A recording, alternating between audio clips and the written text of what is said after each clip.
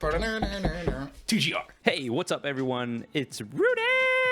And by the amazing power of the internet, we have... It's your boy Onix. Chow. I don't know why I did the guns.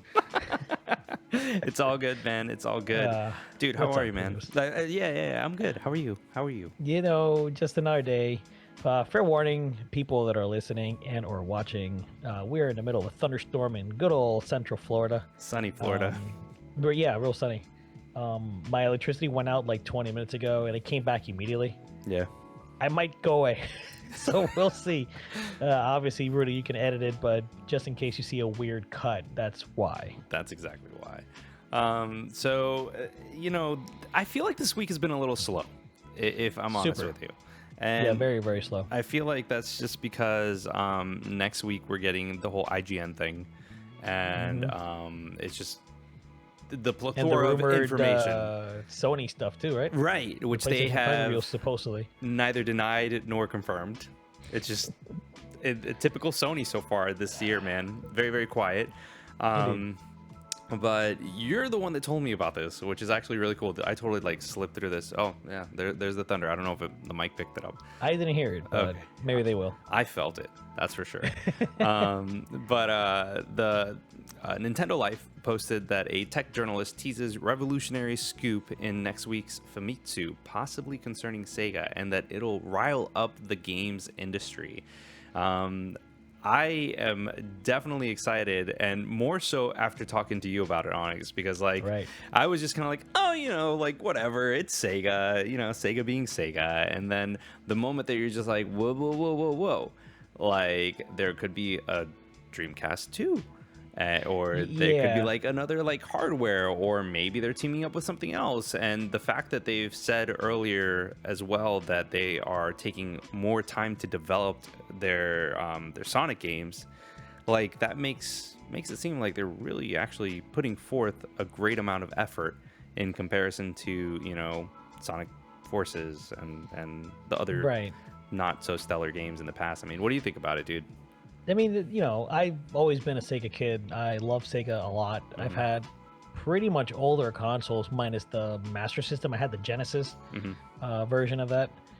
But you know, I don't know like if they can go back to a hardware perspective, because like there's a lot that goes into it. I know they have money from software sales. I know they have, like, Sonic still makes some money and stuff like that. I don't know. Now, if it were to happen, I'd be very, very excited, simply because it would be like a wild card that comes out of nowhere. You know what I mean?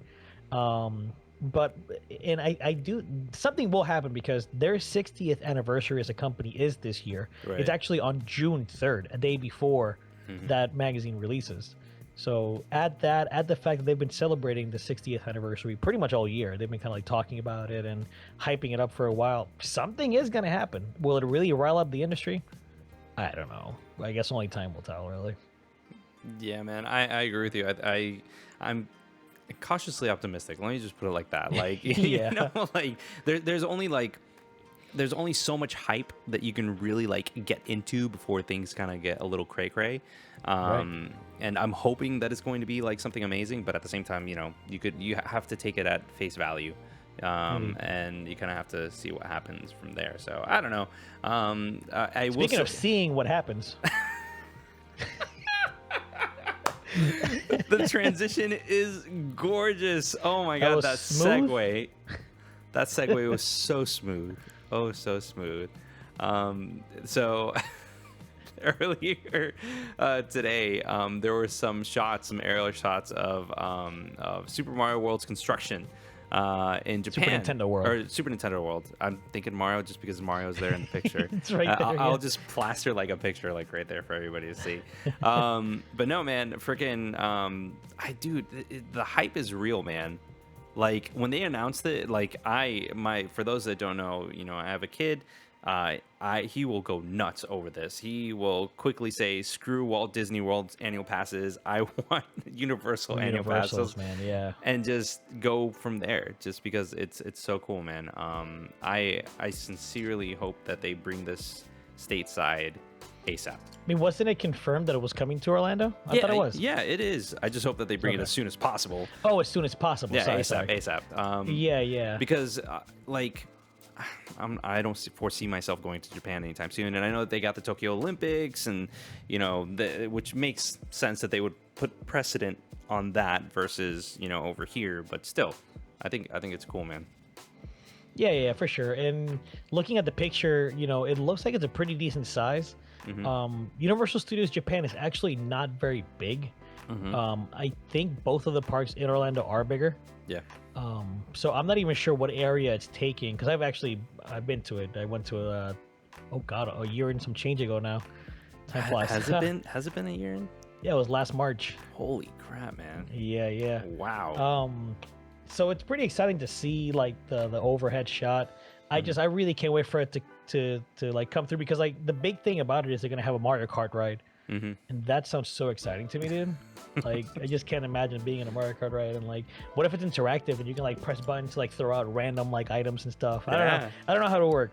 That just sounds so cool, man. I think it would be really cool, like, going on what you said, that to have like that interactivity and do you think that it would be like a VR thing, or do you think it would be like an actual like ride where you have like go-karts and you're going through a track? That'd be cool as hell if you had go-karts, but no, I don't think it's gonna be like you like control the go-kart entirely. Yeah, it's not like Fun Spot. No. And for those of you that don't know, Fun Spot is like a little, what do we call that? Like, it's like a small theme park, but not really themed. Yeah. It's more of like a... It's kind of like a carnival variety park kind of, because they have like all these like your local county fair sort of theme park, but it's stationary and it goes around all the time. Because they have a bunch of rides and arcades and all that, but the main thing is that there's like a go-kart track that you can ride throughout the entire thing. And but yeah, when you mention like the special power-ups and stuff like that, I can only see that like really working in a virtual platform. Yeah, which I think it might be like that. I mean, the concept that they showed during the trailer, where they showed the concept of the area in the park, right? It looked like that, like it was going to be kind of virtual. So we'll see.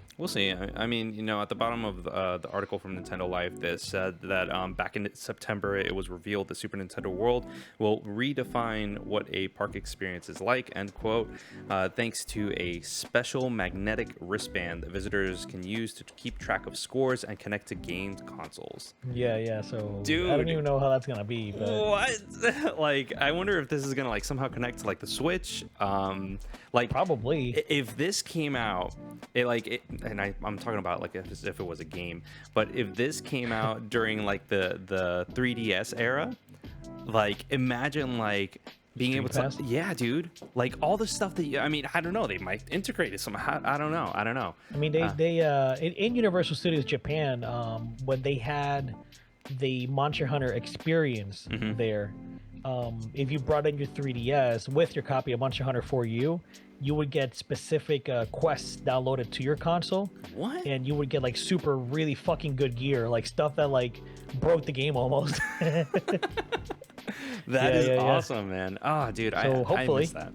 I miss that about the 2DS and 3DS, man. Like, the Street Pass was really cool. I love the innovation behind it. Like my son, like we spent the majority of the day today riding around, and he was just constantly, what can I use with Street Pass and blah blah blah. And I'm just like, oh, dude, like nothing now. Like back in the day, you would like pop by like Best Buy, and like all of a sudden you would get like a game developer that would like pop in and play. You remember that?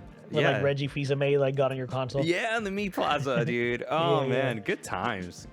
So yeah, if they have something like that, that would be really cool. I mean, I'd be stoked for it for sure.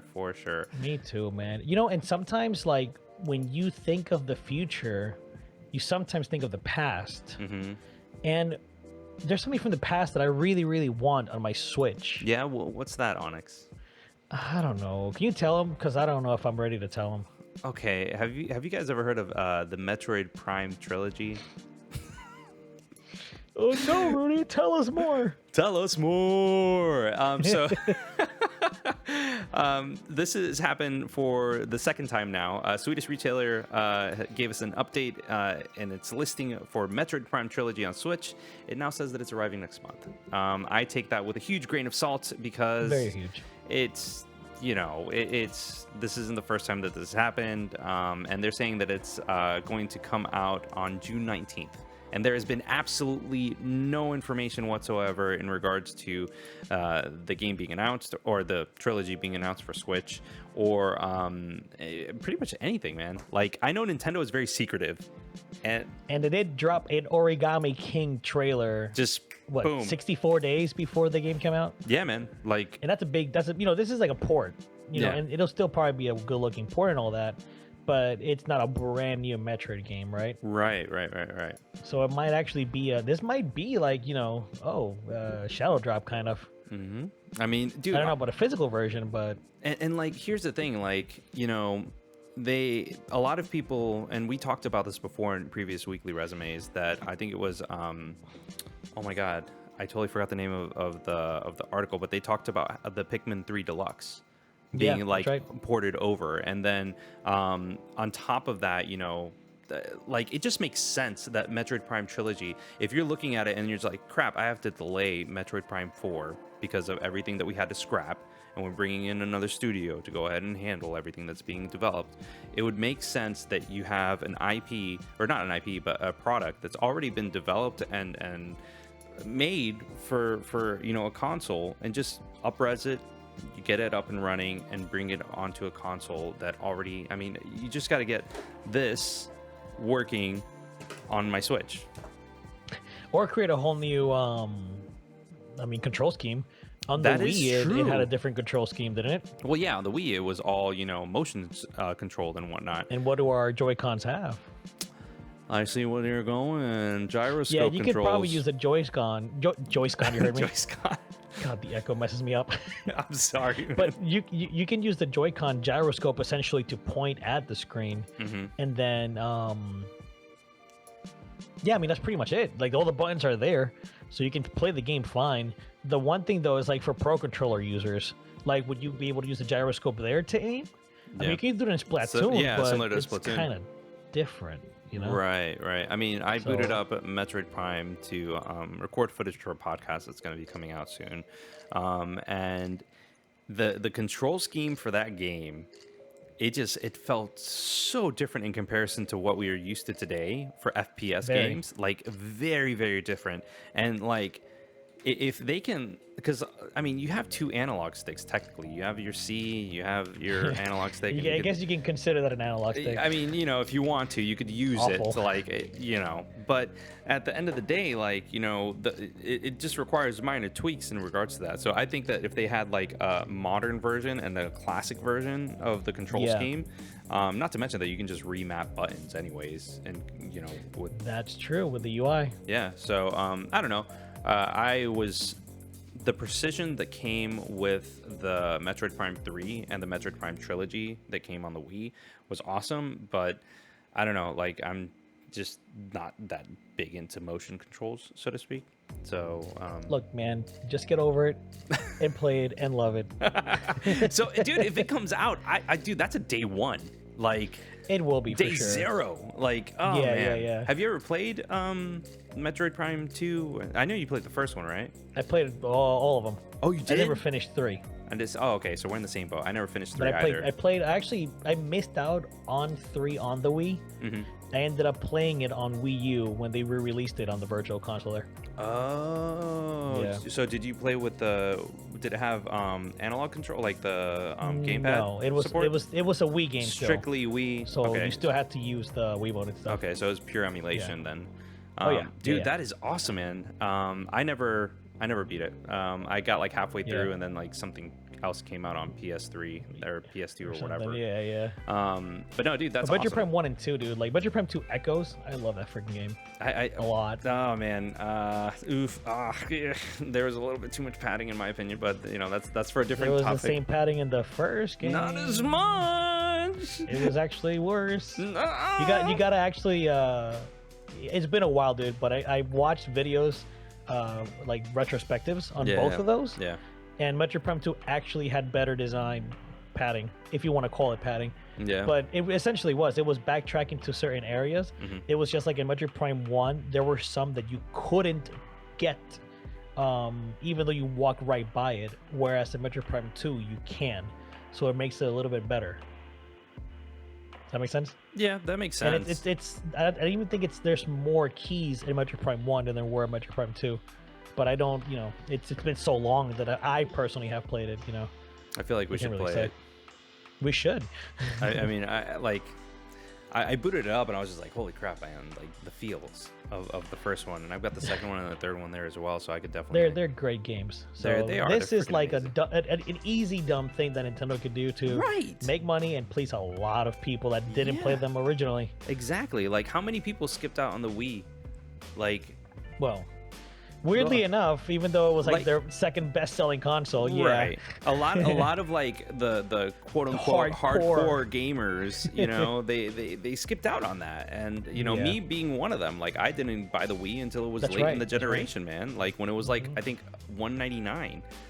Yeah, I remember that. So I don't know. I bought that shit like the second month it was out. Not me, man. I really wanted it. I was like, nothing really like sold me on it. And now, like in hindsight, I'm just like, oh, I missed out on so much good shit. Yeah, I like fun story time. Story time, let's go. This is not story time weekly. No. But like, so when the Wii came out, me and my brother really wanted it. And at the time, like. I think I was working at SeaWorld. Yeah, it was 2006. So I had saved up the money and stuff, and we were looking into buying it, but it was sold out. I don't know if you remember, like the first couple of months, that it was super hard to find a Wii. It's just like a Switch. Yeah. But Switch at least was a little bit better, or it was more available. The Wii was literally out of stock for months, like half a year almost. It was not good. So my brother and my mom had gone to Target, and they used to go a lot, and my brother always went to the game section to see if they had like a random Wii. And this one day they went, they had two Wiis. So he literally sat in front of it and told my mom, like, "Mom, you need to get this now." Somebody, before she could get someone to come and like open it up, somebody else came in and took one of the other ones. Yeah, like they were like, "Oh, we're here to get a Wii," and my brother was like, "No, I need to get one of those." Oh, it was my crazy. God! Like wow. we actually walked away with it. Wow! Like I remember, like I'll never forget the picture of my brother. He was like, I don't even think 10 or 12 or something. Yeah, holding the freaking Wii. Like I got it. That's awesome. Man. Dude, and it's so funny. I had the exact opposite experience. Like when I got there, Best Buy was like giving practically, I think it was like 25% off of like full retail or whatever. And there was like a pallet full of them in the middle of like the walkway. And I was just like, Marty, do you want this? I don't know. And then I was just like, yeah, screw it. Why not? And I just bought it like just randomly because there was such an abundance of them. Yeah. And then that's how like the PS3 was too. I remember like near the end of the generation, there was like just a bunch of PS3s laying around too. Yeah. So yeah, man. I mean, if they go ahead and they bring Metroid Prime Trilogy onto the Switch, I agree with you. Easy money.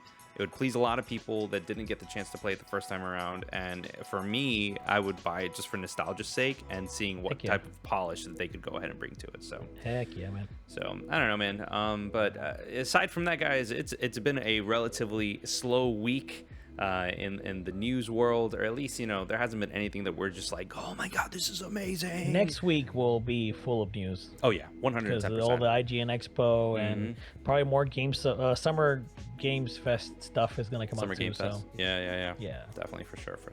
So, but yeah, let us know what you're excited about, and whether or not you think that the Swedish retailer is telling the truth the second time around. I certainly hope so. I hope so as well. But obviously, let us know in the comments if we missed anything, and let us know what Nintendo shills we are, because this was a purely Nintendo-esque. Yeah, seriously, all Nintendo. All from Nintendo Life too. So thank you, Nintendo Life, for your good reporting. Yeah. All you lovely, what is it? All you lovely people, or hello, lovely people. I think is that. What are you referring? I don't know. Alex over at Nintendo Life. I think it's Alex. Oh, I've never watched a video of theirs. So. Really? Get out of town, man. Get out of town. You're fired. Bye, guys. It's been fun. Oh man, but yeah, guys. I guess we will see you next time. Yeah, next week. Yep, next week it is. All right. Till next time, guys. Later, dudes. Deuces. Hope you enjoyed the video. If you want to see more and stay up to date, subscribe, hit the little bell, and join our Discord. If you want to support the channel, please check out our Patreon or hit the join button below. As always, thanks for your support and thanks for watching.